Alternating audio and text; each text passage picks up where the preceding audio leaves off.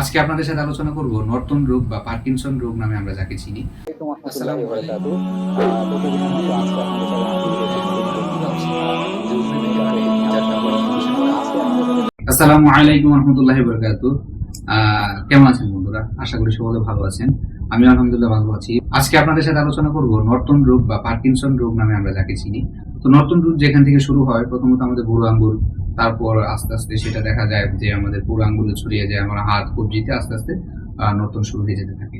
একটা সময় এক হাতে থাকে, পরবর্তীতে আবার অন্য হাতে চলে যায়। এটা মূলত কোনো অন্য কোনো দেহের ডিস্টারবেন্স না, আমাদের মস্তিষ্কের যে স্নায়ুগুলো যখন ক্ষতিগ্রস্ত হয় তখন এই রোগটা হয়ে থাকে।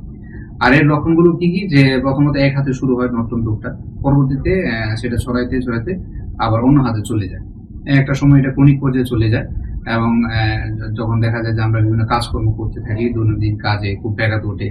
কোনো একটা জিনিস ধরলে, কাপ ধরেন, গ্লাস ধরেন, বা যে কোনো ধরনের দৈনন্দিন কোনো জিনিসপত্র ধরেন, এগুলো তখন আমাদের একটা অ্যাবনর্মালিটি লক্ষ্য করতে পারি যে আমরা হাত কাঁপতে থাকে, তখন আমাদের ধরতে একটু অসুবিধা হয়। হাত কাঁপার স্নায়ুতন্ত্র জনিত যে রোগ বা পার্কিনসন জনিত যে রোগ আমরা নামে চিনি, সেটা মূলত হয় যে কারণে, যে হাইপারথাইরয়েডিজমের কারণে বা পেরিফেরাল নিউরোপ্যাথির কারণে হয়, বেশি বয়স হয়ে গেলে এই রোগটা হয়। আবার অনেকের ডায়াস্টেনিয়ার কারণে হয়ে থাকে, অনেকের মাল্টিপল স্ক্লেরোসিস এবং স্ট্রোকের কারণে এই রোগটা হয়ে থাকে। আরো বিভিন্ন যে কারণ থাকে, যারা অতিরিক্ত কফি পান করে তাদেরও এই রোগটা দেখা দেয়। যারা এরকম কম ঘুমায়, ঘুমের যাদের ব্যাঘাত ঘটে, এরকম পর্যাপ্ত ঘুমের না কারণে তাদেরও এই নতুন রোগটা হয়ে থাকে। তাদের দেখা যায় একটা সময় হাত পা কাঁপতে থাকে। আবার অনেকে আমরা আছি যারা মনে করি যে আমাদের টেনশন দূর করার জন্য ধূমপান করলে আমাদের টেনশন দূর হবে। আসলে মূলত এটা আমাদের একটা ভুল ধারণা। মূলত ধূমপান করলে আমাদের উৎকণ্ঠা আরো বেড়ে যায়। আর আমাদের যে নার্ভ সিস্টেম, যে সেটা সচল রাখার জন্য ভিটামিন B12 রয়েছে, সেটার অভাবে অনেক সময় আমাদের দেখা যায় হাত পা কাঁপতে থাকে, নড়তে থাকে। তো আমাদের এই রোগ হলে কি করণীয়? আমাদের প্রথম যে করণীয় সেটা হলো 7 থেকে 8 ঘন্টা আমাদের ঘুমানো দরকার। এতে করে আমাদের মস্তিষ্ক খুব সুন্দরভাবে কাজ করবে এবং পরবর্তীতে যখন আমরা 7 থেকে 8 ঘন্টা ঘুমাতে পারবো, আমাদের মস্তিষ্ক খুব সচল থাকবে। আমাদের যে নর্টন রোগ, যে হাত পা কাঁপার রোগ, সেই জিনিসটা থাকবে না।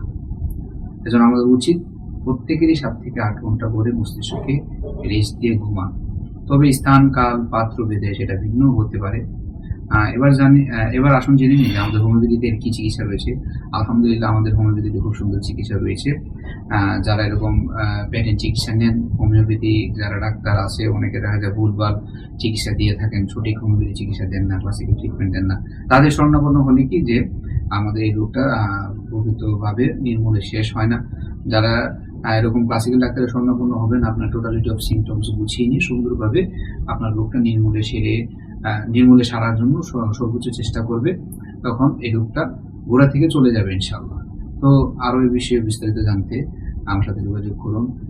আমি রিয়াজুল ইসলাম রিয়া, পড়ছি সরকারি হোমিওপ্যাথিক মেডিকেল কলেজে, 33 ব্যাচের স্টুডেন্ট। আমার সাথে যোগাযোগের মাধ্যম 01705361418।